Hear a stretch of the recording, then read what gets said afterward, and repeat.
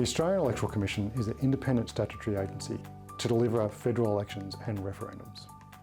We are guided by the Commonwealth Electoral Act and the Referendum Machinery Provisions Act for referendums, which sets out what we're expected to do and how we're expected to deliver it. Our core focus is to enable all Australians to vote as per the legislation that I just spoke about.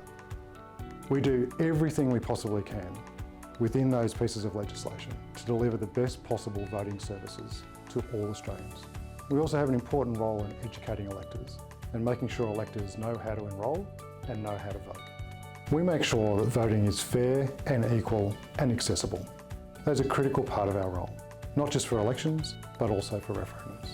Another critical part of our role is to remain neutral and independent. We do not get involved in political campaigns. We will not be getting involved in the yes and no cases for the referendum later this year. Our role is to deliver the process as best as we possibly can for all Australians to participate. I'm immensely proud to be the Disability Champion for the Australian Electoral Commission. As a Deputy Electoral Commissioner for the last 7 years, I've also chaired the Disability Advisory Group, which consists of the Australian Electoral Commission, representatives from all state and territory electoral commissions, including New Zealand, and representatives from many across the disability sector. And we meet 3 to 4 times a year. And I've really enjoyed the conversations and the collaboration at the Disability Advisory Committee, which are really helping us shape the services that we're providing to the sector and to electors with a disability. We've been able to talk through ideas, undertake some innovation, do critical reflection and lessons learned after elections, and some co-designing. We're absolutely committed to the Disability Advisory Committee and to expanding as many services as we possibly can within the legislation that we have to work within. We have over 7,000 polling places at federal elections and referendums. We access nearly all of those for one day that we lease from the owners of those polling places. Local government organisations, churches, schools, we enter into a one-day lease.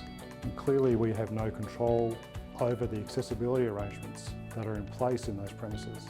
But we do everything we possibly can to try and find the most accessible premises for electors.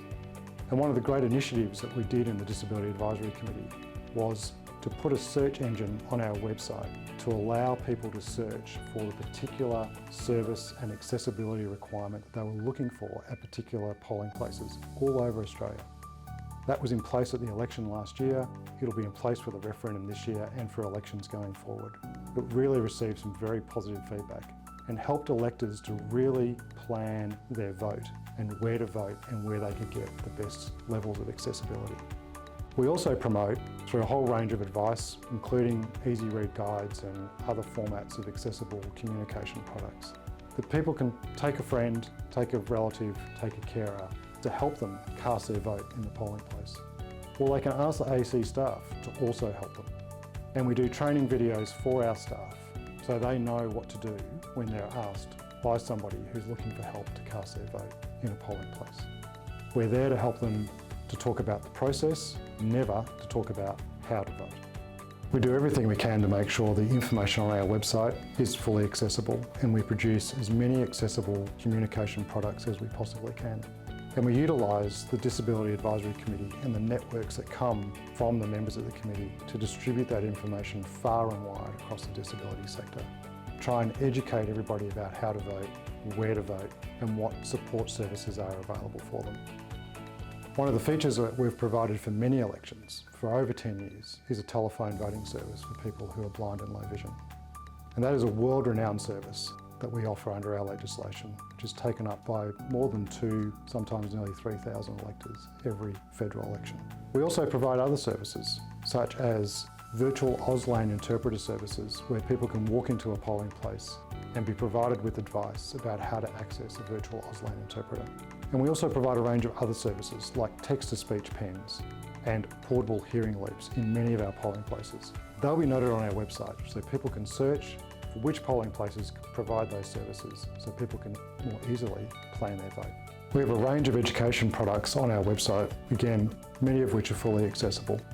We encourage people to go onto our website and also access the ballot paper practicing tool, which enables you to practice how to fill in a formal vote on the website.